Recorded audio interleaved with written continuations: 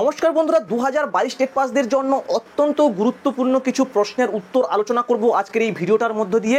যেই প্রশ্নগুলো তোমরা আমাকে জিজ্ঞাসা করেছো বিভিন্ন ভিডিওর কমেন্ট বক্সে, আমার হোয়াটসঅ্যাপে আমাকে ফোন কল করেও জিজ্ঞাসা করেছে অনেকে, তো সেই সমস্ত প্রশ্নের আজকের উত্তর আলোচনা করব। তো অবশ্যই পুরো ভিডিওটা দেখো, আর চ্যানেলে যদি তোমরা নতুন হয়ে থাকো চ্যানেলটিকে অবশ্যই করে সাবস্ক্রাইব করে দিও। তো আজকের এই সেশনে যে প্রশ্নগুলো নিয়ে আলোচনা করব তোমরা একবার দেখে নাও সেই প্রশ্নগুলো। দেখতে পাচ্ছ এখানে প্রথমে যে প্রশ্নটা রয়েছে, আপার প্রাইমারি শেষ, এবার কি তাহলে প্রাইমারি? তারপরে যে প্রশ্নটা রয়েছে যে প্রাইমারিতে প্রতিযোগিতা কি তাহলে কমে গেল? 3 নম্বর যে প্রশ্নটা রয়েছে, দেখো নতুন ইন্টারভিউর নোটিশ কি এই মাসে? এই প্রশ্নটা কিন্তু প্রচুর জিজ্ঞাসা করা হয়েছে আমাকে, তো ধৈর্যপূর্বক দেখো, পুরোটাই আলোচনা করব কি হতে চলেছে। এবং 4 নম্বর যে প্রশ্নটা রয়েছে, ভ্যাকেন্সি কত আসতে পারে ক্লাস 5কে ইনক্লুড করে, এবং 3রা সেপ্টেম্বর একটা ছাত্র আন্দোলন রয়েছে, তো সেই বিষয়ে মোটামুটি কিছু আলোচনা করব। তো প্রথমের প্রশ্ন থেকে শুরু করা যাক। তো আপার প্রাইমারি শেষ, এবার কি তাহলে প্রাইমারি? আপার প্রাইমারি শেষ মানে দীর্ঘ 8-9 বছর ধরে যে নিয়োগটা কলকাতা হাইকোর্টে মামলা আকারে পড়েছিল, সেটা কিন্তু বর্তমানে মোটামুটি যেটা দেখছি আমরা, সেটা কিন্তু ঘুচে গেছে। মানে নিয়োগ আগামী 2 মাসের মধ্যে হতে চলেছে, যদি এই মামলাটাকে আবার চ্যালেঞ্জ জানিয়ে সুপ্রিম কোর্টে না যাওয়া হয়। ঠিক আছে, মানে তোমরা হয়তো জেনে থাকবে যে 2015-16 সালে কিন্তু এসএসসি পরীক্ষা হয়, যেই এসএসসি পরীক্ষাটার নিয়োগের কিন্তু উপর একটা মামলা হয়, আর সেই মামলাটা এতদিন পর্যন্ত আটকে ছিল। গত 26শে আগস্ট কিন্তু এই মামলাটা মোটামুটি শুনানি হয়েছে, জাজমেন্টও এসছে, নিয়োগ করার জন্য কিন্তু বিচারপতিরা নির্দেশ দিয়েছে। তো সেই মাফিক যদি নিয়োগ হয় তাহলে 2 মাসের মধ্যে কিন্তু নিয়োগ কমপ্লিট হয়ে যাবে। 1 মাসের মধ্যে প্যানেল প্রকাশ কমপ্লিট করতে হবে, এবং তারও 1 মাসের মধ্যে প্যানেল প্রকাশের পরবর্তী 1 মাসের মধ্যে কিন্তু নিয়োগ করাতে হবে, এরকমটাই কিন্তু নির্দেশ রয়েছে। তো সেই নির্দেশ মাফিক যদি কাজ হয় তাহলে কিন্তু আপার প্রাইমারিটা মোটামুটিভাবে এতদিন ধরে যে বন্ধ ছিল, বা এতদিন ধরে যারা চাকরির জন্য বসেছিল, ঠিক আছে, তাদের মোটামুটি কমপ্লিট হয়ে যাচ্ছে। তো আপার প্রাইমারি তো শেষ, এবার কি তাহলে প্রাইমারি? হ্যাঁ, প্রাইমারি হওয়ার একটা বড়সড় কিন্তু আশা দেখছি, কেননা ইতিপূর্বে তোমরা হয়তো দেখে থাকবে পর্ষদ অফিস থেকে একটা নোটিশ প্রকাশিত করা হয়েছিল, অ্যাডহক কমিটি গঠন করা হয়েছে 12 জন সদস্যকে নিয়ে। ঠিক আছে, তো এই অ্যাডহক কমিটির কাজ কি সেটা প্রথমে আমাদেরকে জানতে হবে। অ্যাডহক কমিটির কাজ হচ্ছে প্রাইমারিতে নিয়োগ দেওয়া, কোথায় কেমন ভ্যাকেন্সি রয়েছে, কোথায় কত নিয়োগ দিতে হবে, সেই সমস্ত তত্ত্বাবধান করা, এবং এই যে টেট পরীক্ষাগুলো, সেই টেট পরীক্ষা কন্ডাক্ট করা, অর্থাৎ 2024-এ যে টেট পরীক্ষা, সেই টেট পরীক্ষাটাকে কন্ডাক্ট করা। ঠিক আছে, মানে যে বিষয়টা পুরোপুরি পর্ষদ সভাপতির উপর থাকতো, সেটা কিন্তু এখন আর পর্ষদ সভাপতির উপর নেই, সেটা কিন্তু অ্যাডহক কমিটিকে দিয়ে দেওয়া হয়েছে। অ্যাডহক কমিটি এখন কিন্তু যেটা ডিসাইড করবে, তাদের যেটা ডিসিশন হবে, সেই ডিসিশন মাফিক কিন্তু কাজ করতে হবে পর্ষদ সভাপতিকে, এটাই হচ্ছে বিষয়। তো এই যে অ্যাডহক কমিটিটা গঠন করা হয়েছে, এটা থেকে মোটামুটি আমরা বুঝতে পারছি যে আগামী দিনে খুব শীঘ্রই হয়তো একটা নিয়োগ বিজ্ঞপ্তি আসতে পারে, এবং নিয়োগটা শুরু হতে পারে। 2024-এ তো টেট পরীক্ষা হবেই হবে, এবং নতুন নিয়োগও হতে চলেছে, এইটুকুই মোটামুটি। ঠিক আছে, তো অবশ্যই একটা আশার আলো কিন্তু রয়েছে। পরবর্তী যে প্রশ্নটা রয়েছে, দেখো প্রাইমারিতে প্রতিযোগিতা কি তাহলে কমে গেল? কমে যাওয়াটাই স্বাভাবিক, কেননা আপার প্রাইমারিতে যে 14,052 জন যে রয়েছে, ঠিক আছে, আপার প্রাইমারিতে যে নিয়োগের জন্য বসে রয়েছে, ঠিক আছে, এই 14,052 জনের মধ্যে হাফের বেশি জন কিন্তু প্রাইমারিতে টেট পরীক্ষা দিয়েছে, এবং তারা পাস করেছে 2022 এবং 2023-এ। ঠিক আছে, 2022 এবং 2023-এ কিন্তু অনেকেই পাস করেছে।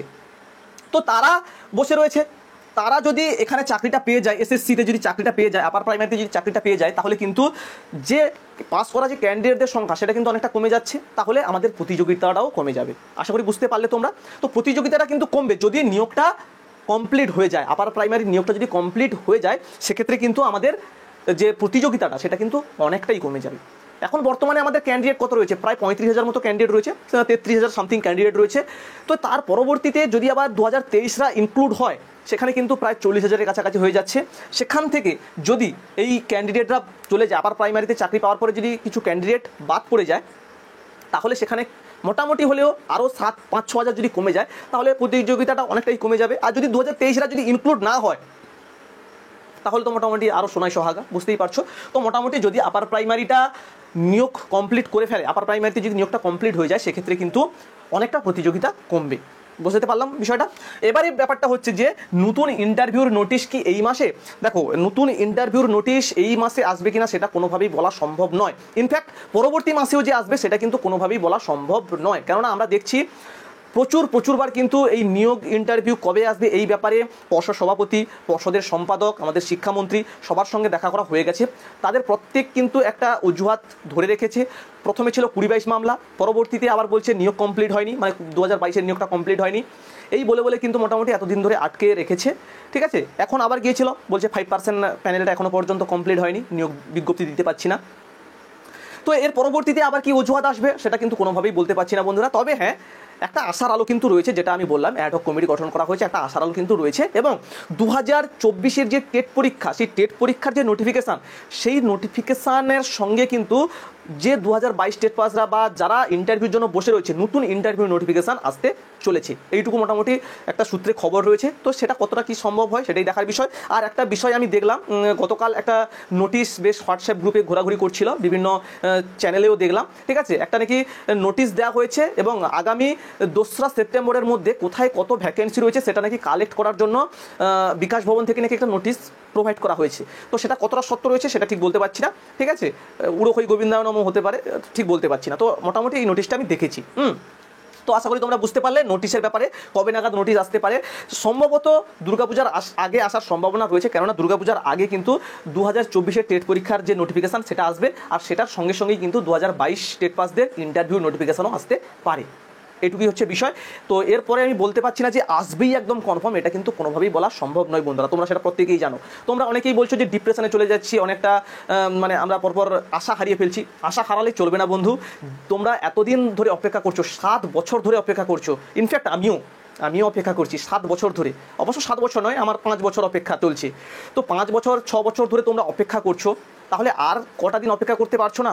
ডিপ্রেশনে চলে গেলে হবে? তোমাদেরকে স্ট্রং হয়ে থাকতে হবে, বিভিন্ন আন্দোলনে যোগদান করতে হবে, সবে তো শুরু, ছিনিয়ে নিতে হবে আমাদেরকে, ঠিক আছে? তো ডিপ্রেশনে না গিয়ে একটু আপাতত প্রস্তুতিটা নাও, ইন্টারভিউর প্রস্তুতিটা নাও, ঠিক আছে? তো এর পরবর্তীতে দেখো ভ্যাকেন্সি কত আসতে পারে ক্লাস 5কে যুক্ত করে। দেখো প্রথমে ক্লাস 5-এর বিষয়টা তোমাদের কাছে ক্লিয়ার করি। ক্লাস 5 কিন্তু বেশি না, 2500 মতো স্কুলে কিন্তু ইনক্লুড হবে 2000 এই বছর, ঠিক আছে, 2024-25-এ। তো যদি 2500 মতো স্কুলে যদি ক্লাস 5 অ্যাড হয়, সেক্ষেত্রে 2500 ভ্যাকেন্সি হবে, এর বেশি তো আর হবে না। 2500 ভ্যাকেন্সি হবে, যদি 3000 স্কুলে করে 3000 ভ্যাকেন্সি হবে, মানে একটা ক্লাসের জন্য একটা ভ্যাকেন্সি, এর বেশি তো আর ভ্যাকেন্সি দেবে না। তো সেক্ষেত্রে 2500 ভ্যাকেন্সি কিন্তু বাড়তে পারে, মানে যতগুলো স্কুলে ক্লাস 5 অ্যাড হবে ততগুলোই কিন্তু টিচার বা ততগুলো ভ্যাকেন্সি কিন্তু বাড়বে। মানে 2500 স্কুলে যদি ক্লাস 5 অ্যাড হয়, 2029 পর্যন্ত টাইম নিয়েছে।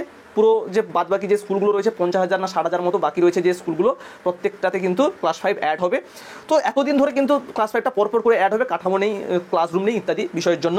তো যদি আমাদের এই সেশনে যদি 2500 স্কুলে ক্লাস 5 অ্যাড হয়, তাহলে 2500 ভ্যাকেন্সি বাড়বে, এর বেশি তো বাড়বে না, 5000 7000 তো আর বাড়বে না। তাহলে ব্যাপারটা হচ্ছে, আমরা দেখেছি 2022-এর যে নিয়োগ প্রসেস, সেখানে ক্যান্ডিডেট কত ছিল? 35,000 প্লাস। তখন কিন্তু এনআইওএস বিএডদেরকে নিয়ে কিন্তু নোটিফিকেশান দিয়েছিল, ঠিক আছে, তাদেরকে বাদ দিয়ে নয়, পরবর্তীতে বাদ পড়েছে। তো সেক্ষেত্রে ভ্যাকেন্সি কত ছিল? 12,000-এর কাছাকাছি, 11,765, 12,000-এর কাছাকাছি। এখন আমাদের ক্যান্ডিডেট কত রয়েছে? কেবলমাত্র ডিএলএ প্রায় 35,000-এর কাছাকাছি, প্রায় 35,000-এর কাছাকাছি আছে, ঠিক আছে।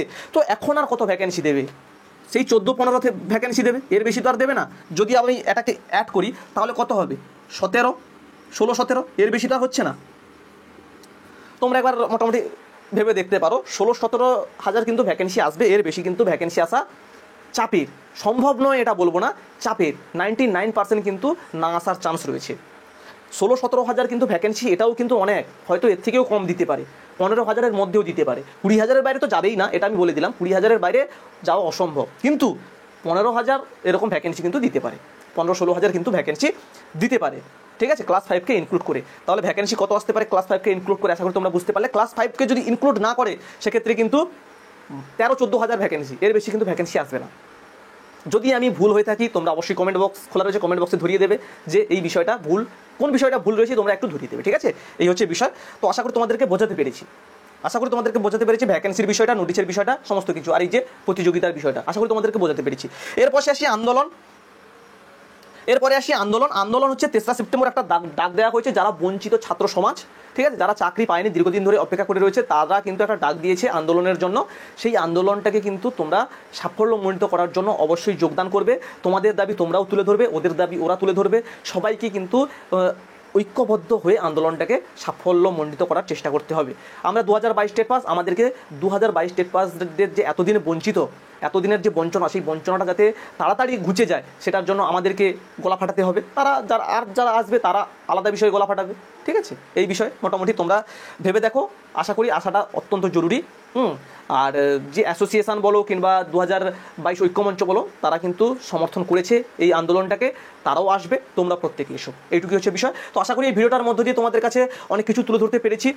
যদি কোথাও ভুল ত্রুটি হয়ে থাকে অবশ্যই কমেন্ট বক্সে জানাবে। তোমাদের যদি কোনো প্রশ্ন থাকে সেটাও করতে পারো, ঠিক আছে? তো দেখা হচ্ছে পরবর্তী ভিডিওতে। ভালো থেকো সবাই, সুস্থ থেকো সবাই। থ্যাংকস ফর ওয়াচিং, টাটা, জয় হিন্দ, বাই।